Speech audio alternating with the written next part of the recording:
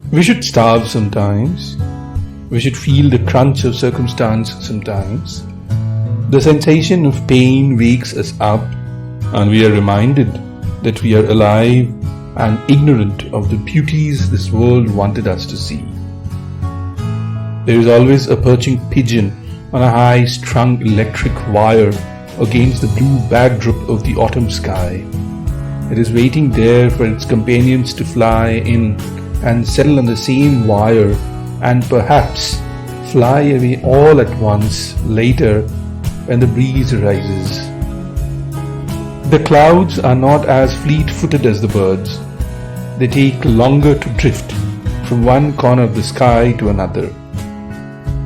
A wild flower on an aimless bush starts off as a green bud and slowly takes on an outstanding pink with spots of screaming yellow.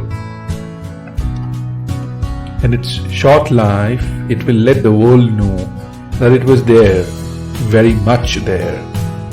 A sparrow's youngling will plunge down from its nest and will survive the night of the storm on a wet ground, drenched to the bones in the rain.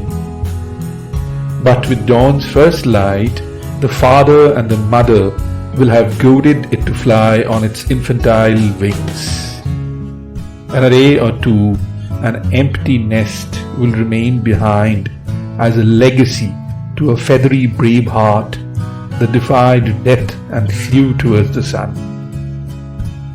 At the end of the day, if you have too much in your wallet all the time, you will be left to guard it like dear life forever. Then there is not much difference left between you and the ghosts of ancient tombs.